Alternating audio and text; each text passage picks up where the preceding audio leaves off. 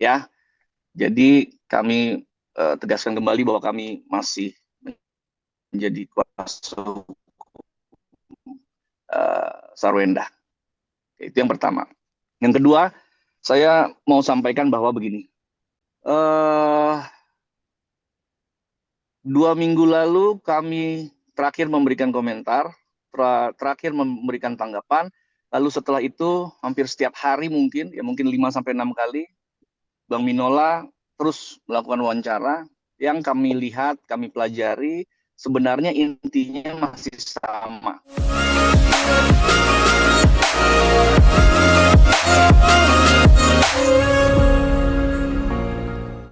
Ya, jadi kami tegaskan kembali bahwa kami masih menjadi kuasa hukum Sarwenda. Itu yang pertama. Yang kedua, saya mau sampaikan bahwa begini. 2 minggu lalu kami terakhir memberikan komentar, terakhir memberikan tanggapan. Lalu setelah itu hampir setiap hari mungkin 5 sampai 6 kali Bang Minola terus melakukan wawancara yang kami lihat, kami pelajari, sebenarnya intinya masih sama.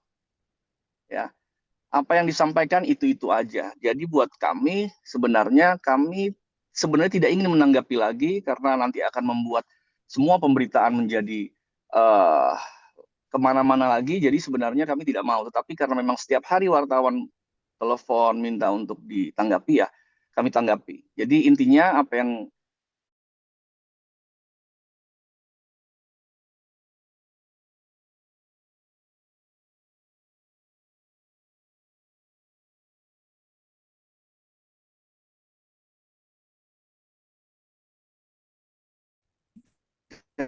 pernah mempersulit klien Bang Minola dengan fakta di lapangan, kami juga bingung. Pada saat kami sudah sampaikan bahwa tidak mempersulit, tetapi masih banyak yang menggoreng itu mempersulit. Sekarang di mana mempersulitnya? Ya kan, tunjukkan kepada kami di mana mempersulitnya.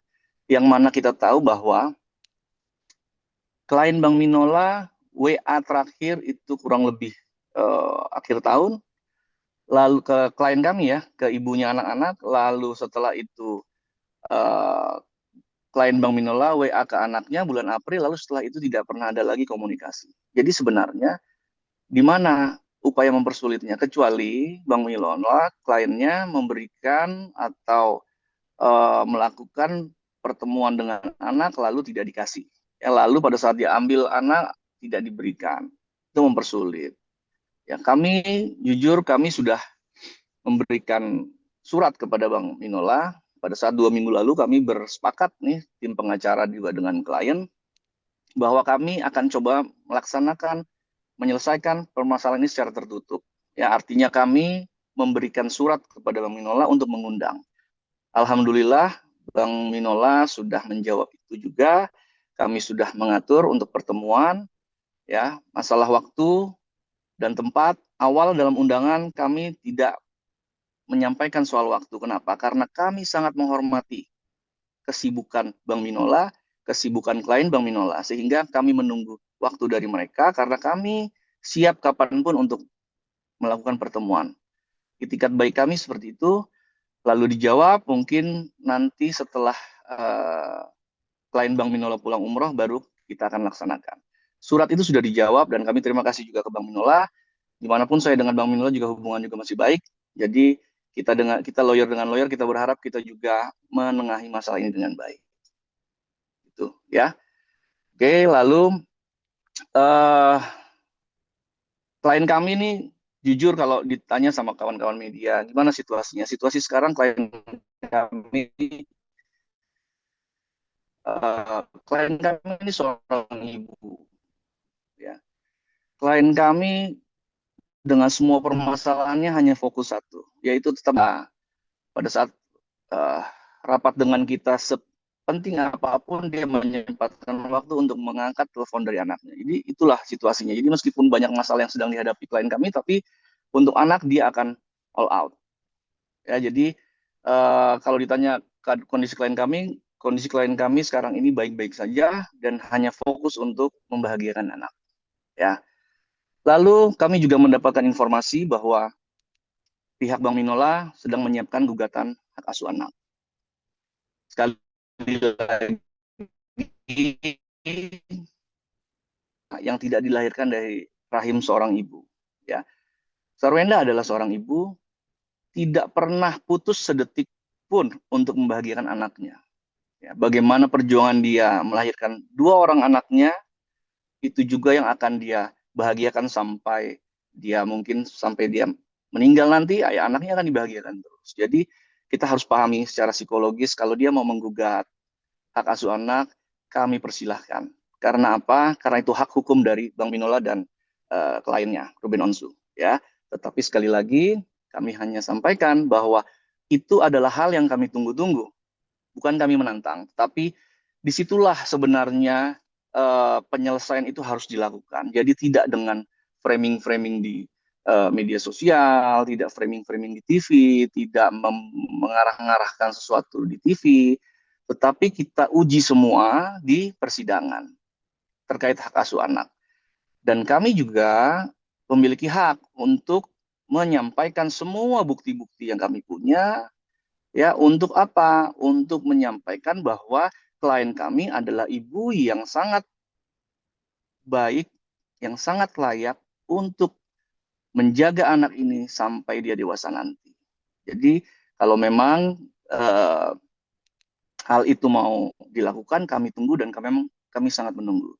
Dan terima kasih juga kepada Bang Hotman Paris juga sudah mengomentari hal ini, gitu ya. Bang Hotman Paris adalah senior saya, satu alma mater saya dengan beliau, satu dosen juga terkait dengan logika hukum. Jadi saya pikir saya sepakat dengan Bang Hotman, ya. Jadi kalau terkait hak asuh anak, silakan ajukan di persidangan, ajukan di pengadilan, kita saling membuktikan, kita saling berargumentasi secara hukum, bukan penghakiman secara media sosial, tetapi kita uji dan kami yakin bahwa klien kami menjadi seorang ibu yang baik, membahagiakan anaknya, dan kami sangat yakin bahwa hakimnya juga nanti hakim-hakim yang baik, saya pikir, yang melihat situasi dengan real, dengan apa adanya, dengan bukti yang kami miliki, dan kami yakin hak asuh anak tetap akan ada di klien kami. Ya, tetapi itu sekali lagi, itu adalah hak dari Bang Milo, saya hormati, kita uji, dan saya akan lebih puas, kami akan lebih puas juga kalau emang itu diajukan di pengadilan. Oke, dari Pak Simon mungkin ada yang mau disampaikan?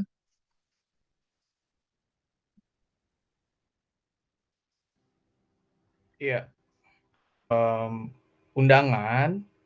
Jadi memang baru-baru ini juga kami konfirmasi memang ada komunikasi yang baik antara klien kami dengan RO gitu ya. Jadi memang ada komunikasi yang baik yang seharusnya memang ada pertemuan kemarin tanggal 16 Juni kalau tidak salah.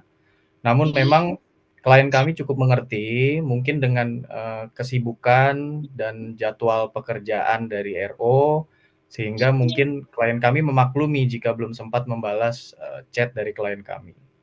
Tapi kami percaya bahwa pertemuan itu dengan anak-anak, antara klien kami ataupun dengan RO, dengan anak-anak, itu pasti akan terlaksana. Tinggal nanti kesesuaian waktu saja dan komunikasi. Dan untuk pertemuan akan dilaksanakan, saya sedikit menambahkan tadi apa yang disampaikan Bang Kris, pertemuan akan dilaksanakan bulan Juli, sesuai permintaan dari RO dan Bang Minola begitu ya. Nanti akan dilaksanakan kira-kira tanggal 11 Juli.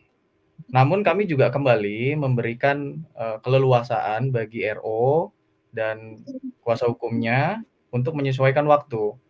Jadi nanti seandainya waktu tersebut kurang pas begitu dengan jadwalnya, nanti bisa dikomunikasikan. Nantinya klien kami dalam menghadapi masalah ini cukup berbesar hati untuk menerima setiap kritikan apapun. Namun kami menghimbau kepada seluruh pihak untuk ayo bersama-sama kita menjaga ruang digital yang kondusif. Kenapa? Karena kasihan anak-anak. Anak-anak ini kan sudah tumbuh besar, sudah bersosialisasi dengan teman-temannya di tempat les, di sekolah, dan mereka semua ini bisa membaca berita. Sehingga apa? Sehingga situasi yang demikian kurang baik bagi kehidupan sosial anak-anak dan juga dapat menimbulkan dampak psikis yang kurang baik juga. Sehingga mari kita dukung suasana yang damai demi tumbuh kembang mereka. Dan yang terakhir saya mau sampaikan juga bahwa klien kami pada dasarnya sesuai yang tadi Bang Kris sampaikan, ingin menyelesaikan permasalahan ini secara tertutup dengan bijaksana, dengan kekeluargaan. Itu kenapa kami mengundang untuk suatu pertemuan tanpa harus melibatkan opini publik yang luas dan semakin luas. Dan untuk saat ini juga klien kami lebih memilih untuk fokus bekerja keras, mencari nafkah dan memastikan bahwa les serta sekolah anak-anak itu tetap berjalan dengan normal. Itu saja yang mau saya tambahkan. Terima kasih. Baik, terima kasih Pak Simon. Jadi kawan-kawan kami luruskan terkait dengan anak tadi ya, bahwa klien kami tidak pernah mempersulit, hanya yang ada adalah ayah dan ibunya komunikasinya tolong dong diperbaiki lagi lah ya. Artinya kan bapak tinggal WA ke ibunya, sekali lagi ya, bapak WA ke ibunya atau mantan suami WA ke mantan istrinya untuk anaknya, tanya jadwalnya, kalau tidak bisa diantar ya dijemput. Itu komunikasi menurut kami adalah komunikasi yang harus dilakukan ya. Tidak habis itu menghilang, tidak di kemana-mana tiba-tiba sekali lagi dibilang mempersulit, janganlah ya, kasihan anak-anak, kasihan ya. Jadi konsumsi publik begini juga kurang baik, dan kami juga pastikan kami akan lakukan ini semua tertutup nanti ke depan, supaya apa? Demi kepentingan anak, sekali lagi demi kepentingan anak. Kalau kita memang mau membuka semua ya dengan lembaga yang pas ya, tidak lagi di media sosial ya. Sekali lagi, tidak ada yang namanya mantan ibu, tidak ada yang namanya mantan ayah. Semua gimana pun adalah Ruben seorang ayahnya dari anak-anak, Sarwendah ibu dari anak-anak. Ya, mantan suami ada, mantan istri ada. Jadi sekali lagi itu juga mengklarifikasi saya terkait dengan sempat video saya dipotong oleh klien Bang Minola. Ya, padahal di dalam frame pada saat saya menyampaikan sudah saya klarifikasi juga bahwa tidak ada mantan ibu, tidak ada mantan ayah. Ya, lalu masih dipotong bahwa mantan ayah ya. Saya pikir saya sebagai seorang muslim ya, saya maafkanlah. Saya tahu saya berprasangka baik saja. Saya tidak mau suuzon ya. Saya berprasangka baik saja apa yang dilakukan oleh klien Bang Minola, memotong video saya. Tetapi sekali lagi, saya sebagai lawyer akan profesional, tidak akan masuk ke dalam permasalahan klien. Ya monggo silahkan. Tetapi kalau ada orang yang bilang, Bang itu termasuk masalah hukum, saya tidak mempermasalahkan apapun, karena buat kami tidak akan terpancing hal-hal seperti itu ya. Dan kami sudah maafkan juga apabila memang itu ada yang merasa bahwa itu permasalahan, tapi kita sudah maafkan. Saya tidak masuk ke dalam ranah itu, karena ini permasalahan klien dengan klien, bukan kami dengan lawyer dengan klien Bang Minola ya. Jadi sekali lagi, itu menjadi bola liar juga ya kan. Maksudnya saya anggap maksudnya baik ya, karena kalaupun saya beranggap baik, tidak baik, itu saya sudah maafkan ya. Maksudnya apa, tapi sudahlah ya, saya sudah maafkan. Itu menjadi bola liar ya. Jadi malah juga mohon maaf menjadi masalah juga, akhirnya ada lagi yang berpikir bahwa itu menjadi sindiran buat Ruben ya. Saya bilang enggak seperti itulah ya. Yang pasti kalau memang mau tahu, tonton utuh video itu, jangan dipotong, karena 1 menit setelah itu video itu sudah saya klarifikasi bahwa tidak ada mantan. Yang ada adalah tidak ada namanya mantan ayah ya. Ayah tetap ayah, yang ada mantan suami ya. Oke, mohon tolong jangan dipotong-potong lagi. Semoga semua kondusif. Itu saja.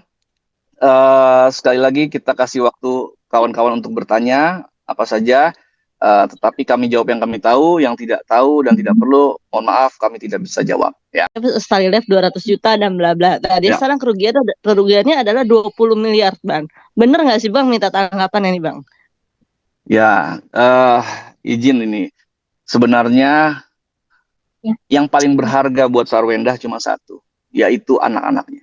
Jadi kerugian apapun material tidak ada artinya itu buat dia ya. Tetapi apakah nilainya berapa, saya pikir itu hoax lah ya. 20 miliar tidaklah, tidak seperti itu ya. Karena klien kami ini jujur tidak menghitung-hitung hal-hal seperti itu. Yang penting satu yang dia paling sayang, yaitu anak-anaknya ya. Karena bayangin nih kawan-kawan, pada saat kita rapat penting aja ya, itu tidak bisa lagi dia tolak yang namanya anaknya nelfon, pasti diangkat sepenting apapun. Jadi itulah harta yang paling berharga buat Sarwenda, ya kan, bagaimana membuat anaknya tersenyum setiap hari, membahagiakan anaknya setiap hari. Jadi kalau dibilang ada informasi bahwa berapa ruginya, kerugian terhadap ini, saya pikir nggak ada lah ya, karena buat Sarwenda kerugian yang paling besar adalah itu. Tapi kalau harta itu bisa dicari lagi. Cuman kalau untuk kerugian besar, saya pikir tidak seperti yang disampaikan lah. Ya masih banyak juga kok yang bekerja sama dengan Sarwenda. Hanya yang sekarang terjadi mungkin semua ada beberapa yang menghold dulu supaya masalah ini beres. Jadi ada juga yang masih berjalan baik, nggak ada masalah. Sarwenda ini bukan, maaf ya, Sarwenda ini bukan pembunuh, bukan melakukan kejahatan teroris gitu. Jadi janganlah ya di framing-framing. Kami memang sedang pelajari. Ada pihak-pihak yang coba framing terus menerus, tidak bisa melihat klien kami bahagia gitu. Tapi kami lagi pelajari. Kita tunggu saja nanti. Ya yang pasti klien kami tidak mau dipusingkan dengan soal-soal itu. Klien kami fokus untuk masalah terus membahagiakan anak, ya kan, memberikan kasih sayang kepada anaknya, dan juga mengkomunikasikan sekarang ini juga dengan bapaknya supaya komunikasi bisa lebih baik lagi ya dengan bapaknya anak-anak ya. Itu ya masalah nominal, saya pikir saya bilang itu hoax lah, kalau misalnya kerugian sampai 2 miliar nggak ada lah ya. Oke Bang, Oke, Bang. Bang Chris, Gitu ya. kalau ya oke Bang, Oke, Bang. terkait Pak Simon, kalau memang ada yang mau disampaikan nggak apa-apa ya, nanti disampaikan. Oke, Bang, Ya, siap. mungkin Ruben akan mengajukan gugatan hak anak ya Bang, gugat balik ya Bang. Nah, pertanyaan begini Bang, sekarang kan yang muncul ramai beredar itu adalah ketika anak-anak itu ada di dalam live bersama ya, yang di jam-jam yang memang bukan jamnya anak-anak ya Bang, kadang live itu sampai malam kan. Belum lagi yang beredar adalah di bagaimana hadirnya sosok pria di samping Sarwenda ini Bang. Nah ini kan yang menjadi polemik juga Bang pastinya. Ya. Oke, baik. Maaf tadi saya ada yang mau saya sampaikan sedikit ya. Nah dengan kliennya Bang Minola juga ini terkait gonogini. Ya mungkin saya harus luruskan juga. Sebenarnya terkait, jadi harus kita pahami bersama dulu ya. Permasalahan gonogini menjadi sebuah permasalahan apabila ya sebenarnya belum ada kesepakatan. Sebenarnya permasalahan gonogini sudah sepakat, sudah ada pembagian harta A untuk Sarwenda, harta B untuk Ruben. Sebenarnya sudah clear. Termasuk rumah yang ditempati yang ternyata masih dalam cicilan itu juga sebenarnya sudah menjadi hak Sarwenda. Jadi banyak lagi yang dipelintir bahwa orang datang ke sana itu rumah Ruben segala macam. Loh, ini sudah sepakat. Ya, mereka sudah sepakat bahwa itu adalah sudah dibagi, yang mana punya Ruben, yang mana punya Sarwenda. Itu sudah sepakat. Jangan lagi digoreng, kasihan ya. Dan sekali lagi saya ingatkan, Sarwenda berkali-kali bahwa semua aset yang dia dapat hanya untuk anak. Dan dia pastikan kepada saya, semuanya untuk anak. Yang paling utama adalah rumah. Ya, karena rumah benda tidak bergerak itu adalah untuk anak-anaknya nanti. Ya, jadi saya tepis semuanya kan. Bagaimana soal pekerjaan yang dilakukan di rumah itu. Pertama, rumah itu sudah sepakat bahwa rumah itu diberikan untuk Sarwenda harta gonogini. Ada untuk Sarwenda, ada juga untuk Ruben, yang mana itu sudah terbagi. Gitu, ya. Masa kita sudah diberikan terus kita masih dipelintir lagi nih punya orang gitu kan nggak pas. Lalu apa yang dilakukan terhadap rumah yang ditempati kan sebenarnya kewenangannya klien kami. Ya. Kenapa klien kami menggunakan itu sebagai tempat kerja? Nah, itu yang menjawab tadi, supaya anaknya sewaktu-waktu kangen dengan ibunya tidak perlu diantar ke ruang studio tempat lain, daerah. Langsung di rumah itu melihat ibunya, oh lagi kerja, datang, senang dong. Anaknya juga bisa setiap hari ketemu ibunya juga merasa tenang di rumah itu gitu. Jadi dipelintir, jangan dipelintir seakan-akan bahwa wah anak itu menjadi apa namanya dijadikan senjata untuk menaikkan rating. Tidak. Ya, anak itu memang itu rumah sehingga anak itu terbuka untuk datang kapanpun. Ya. Jadi eksploitasi anak itu bukan seperti itu. Eksploitasi anak itu bahwa setiap acaranya gitu. Ini tidak. Ini memang karena itu rumah, anak itu bisa tiba-tiba sewaktu-waktu datang, ya. Jadi anak ini menurut Sarwenda di dalam rumah itu melebihi manajernya, melebihi siapapun. Artinya tidak ada pengekangan, tidak boleh masuk ruangan di sana, tidak boleh masuk di sana, ibu lagi jangan, itu memang dibebaskan. Memang itu anak-anak itu menurut saya ya bosnya itu anak-anak itu di situ. Kenapa? Karena setiap rumah itu tidak boleh, itu juga tidak ada di skrip anak-anak itu masuk, tidak menjadi bagian dari perencanaan usaha itu. Jadi itu kebebasan anak di rumah itu memang dipersilahkan gitu. Masalah jam ini kan ya menurut saya anak-anak ini kadang-kadang ada yang suka cepat tidur, ada yang suka kadang-kadang kebangun, kangen ibunya, bisa ketemu. Coba bayangin kurang bahagia apa tempat itu buat anaknya, bisa ketemu sama ibunya pada saat dia bangun tidur, misalnya tiba-tiba bangun tengah malam, ya untuk ketemu ibunya, tinggal naik melihat ibunya sedang mencari uang buat anak-anaknya. Jadi perhatian terhadap anaknya, terhadap ibu terhadap anaknya itu sama sekali diberikan 24 jam sama klien kami. Jadi kalau dipelintir lagi bahwa ini tidak tepat, janganlah ya. Tanyakan dulu kepada kami kenapa anak itu ada, kita menjelaskan. Misalnya anak itu sudah tidur, terbangun mencari ibunya, tinggal datang ke atas. Jadi inilah yang kadang-kadang kami merasa bahwa akhirnya ruang tertutup ke depan akan kami utamakan. Kami tidak akan lagi memberikan klarifikasi, ya meskipun dari pihak Bank Minola setiap hari mengklarifikasikan, tapi kami akan berusaha untuk tidak lagi membuka penyelesaian masalah ini di ruang terbuka, tapi di ruang tertutup. Makanya dari itu kita selaku kuasa hukum memberikan surat kepada Bank Minola untuk duduk bersama untuk menyelesaikan. Kenapa? Karena demi kepentingan anak-anak kami lakukan itu. Gitu ya. Bang, Halo? izin. Bang, Bang Sulis izin tinggal agak. Bang, Ya. terkait pertemuan nanti tanggal 11 Juli itu kira-kira apa yang mau dibahas ya Bang? Sama kenapa waktu cuma 2 jam?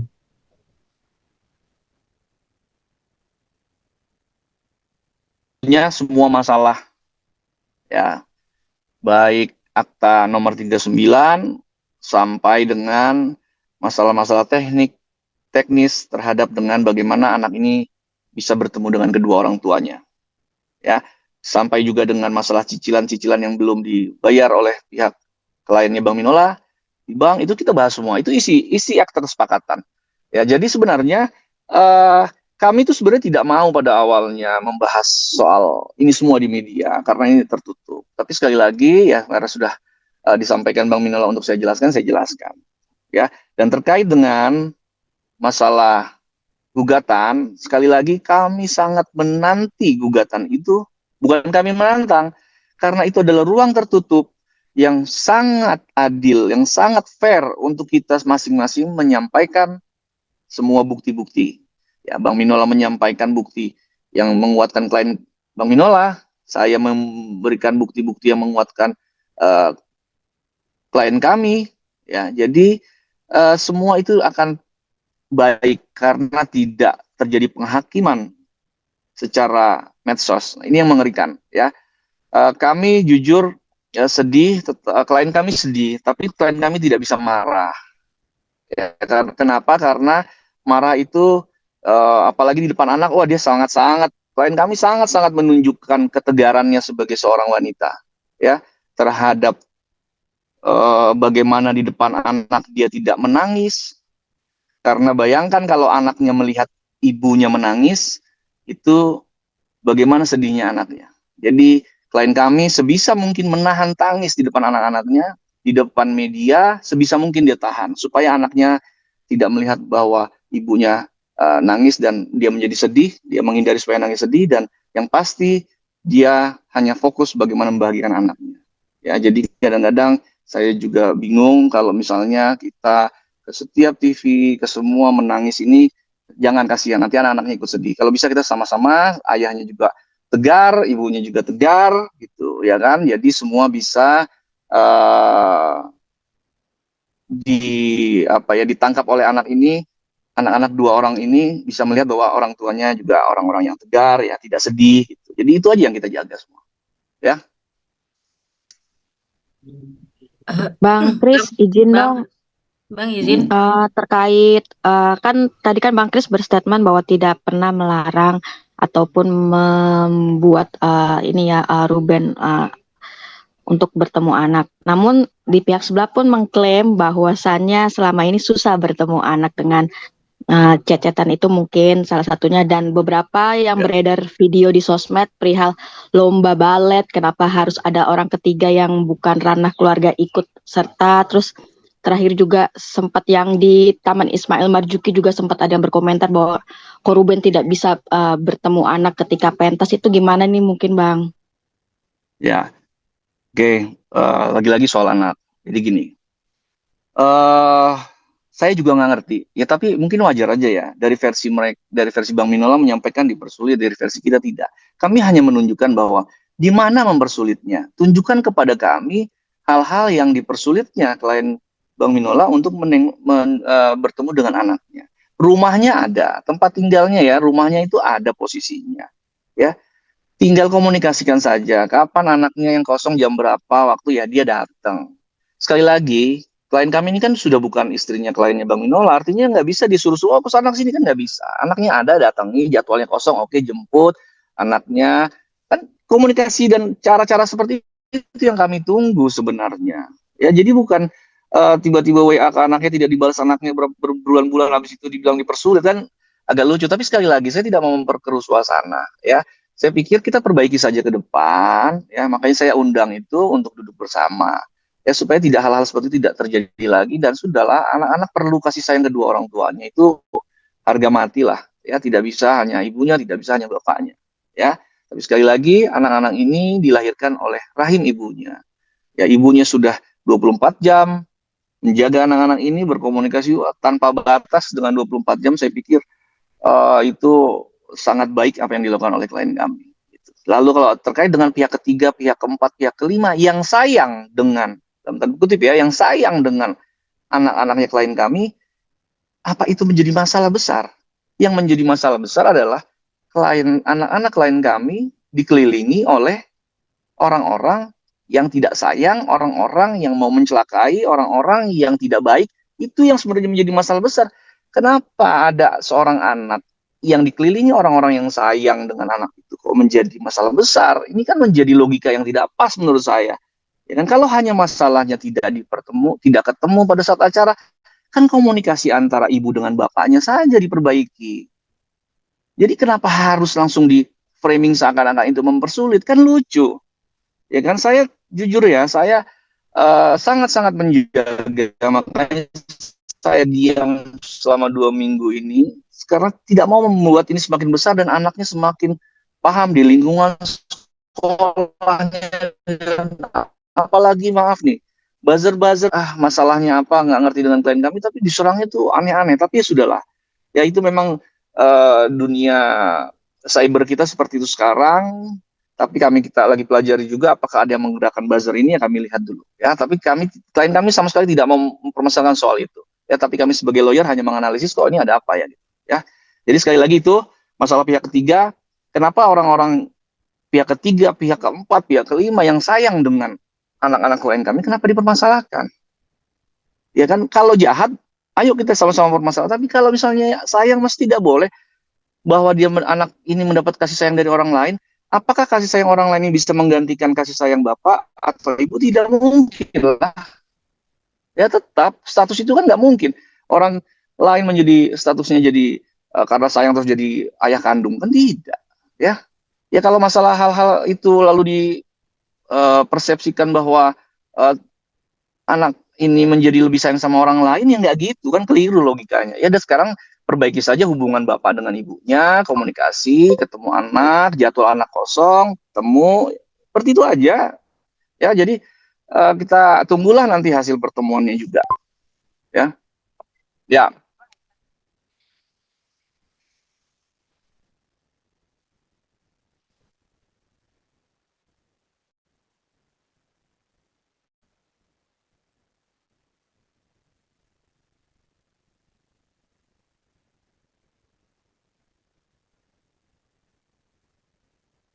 Nah, ini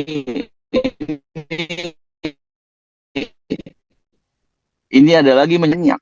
ya, bukan cuma nama yang tadi disebutkan, ya, tapi apabila ada satu film yang seperti itu, ya kan, ada bukan satu film, satu posisi, satu video yang melebihi batas, langsung disimpulkan, ya kan. Kita ada lembaga, ya, seperti KPAI misalnya, ya kan. Kita duduk datang bersurat ke sana, yuk duduk permasalahannya seperti ini, kita jelaskan. Jadi jangan lagi dibilang ini sudah kelewat batas. Loh, sekarang kelewat batas di mana? Ya kan, orang disayang juga. Seperti apa sih videonya, ya kan, yang mengerikan malah ada AI yang bermunculan. Nah, itu yang kita hindari. Makanya saya akan memilih sebagai penyelesaian tertutup terhadap masalah ini. Ya, oke ya. Kami sekian, apa ada lagi yang lain? Satu lagi terakhir ya. Bang, izin Bang mau nanya Bang. Pak. Bang, kan masalah ini juga melebar nih Bang sampai anak angkat Ruben dan Sarwenda ini Onyo sampai sikap gitu Bang bahwa diduga ada hasutan dari orang-orang di sekitar Sarwenda ke anak-anaknya supaya mungkin terkesan kayak menjauhi ayahnya gitu Bang. Itu dari anak dia mungkin sedikit banyak tahu, tapi tidak sepenuhnya tahu lah. Ya, jadi informasi yang didapat dia diputus. Saya tidak mau mengomentari terlalu jauh. Ya, saya juga belum terlalu menonton juga melihat apa sih yang disampaikan Onyo, tapi prinsipnya bahwa Onyo itu ada di rumah itu tidak mendapatkan informasi yang utuh lah. Ya, jadi dia menyimpulkan hal-hal yang menurut saya tidak pas, ya, tidak sesuai, tidak utuh lah apa yang disampaikan sekarang di media. Tetapi saya hormati aja, ya, namanya orang bisa berpendapat, ya, silakan aja. Lalu soal masalah apa tampar menampar itu, saya pikir jangan juga di generalisasi bahwa benar-benar dilakukan penamparan. Mungkin kita lihat apakah situasinya seperti apa, videonya seperti apa. Jadi kalau kita menganalisis itu langsung benar ditampar kan, waduh, ngeri juga gitu, ya kan. Itu kan masalah nantinya. Jadi buat saya kita udahlah cooling down lah, ya, nggak usah lagi melebar-lebar. Saya hanya pengen permasalahan klien kami selesai dengan baik. Ya, kalau bisa kami himbau juga, sudahlah, buat teman-teman RO dan teman-temannya Sarwenda, apalagi temannya RO yang juga teman Sarwenda, ditanyakan sajalah ke Sarwendanya, ini sebenarnya situasi seperti apa, tidak usah berstatement terlalu berlebihan. Saya juga jaga juga kepada teman-teman Sarwenda tidak usah memperburuk lagi situasi, karena gimana pun Sarwenda ini seorang ibu, seorang perempuan yang mana sebenarnya secara kodratnya adalah lebih lemah dari laki-laki, ya. Jadi seberapa kuat dia menjalani ini, ya, kita doakan saja. Kami pun sebagai lawyer support full kepada klien kami, ya kan. Jadi bayangkan kita baliklah seorang perempuan menghadapi ini semua, siapa yang kuat kalau tidak dalam dukungan dari teman-temannya juga, dan teman-temannya RO atau teman-temannya Sarwenda yang bisa mendinginkan, bantulah di belakang untuk mendinginkan. Karena buat saya, buat kami tim lawyer, anak-anak ini kepentingan yang utama, dan mereka berdua juga kan dari awal selalu saya bilang bahwa RO orang baik, Sarwenda orang baik. Jadi jangan lagi kita rusak dengan AI dengan hoax yang menurut saya tidak bertanggung jawab, ya. Jadi kita jagalah, ya, mereka bisa menyelesaikan masalah ini dengan baik. Itu aja ya. Oke. Ya, tambahan sedikit lagi untuk mengulang lagi yang tadi saya sampaikan, bahwa kesempatan kali ini kami mau menghimbau kepada semua pihak, seluruh pihak, berarti dalam arti mungkin pendukungnya klien kami, pendukungnya RO, begitu ya, untuk sama-sama menjaga ruang digital yang kondusif, ya. Jadi supaya anak-anak ini tidak berdampak ke psikis mereka, kehidupan sosial mereka. Jadi para pendukung sama-sama menahan diri, kita sudahi ini semua di ruang publik, lalu kita berangkat ke ruang yang tertutup, mencapai suatu kesepakatan yang bijaksana dan kekeluargaan. Itu yang diharapkan oleh klien kami demi kepentingan anak-anak, ya. Itu aja tambahannya. Oke, itu ya rekan media, terima kasih banyak. Mohon maaf sekali lagi kami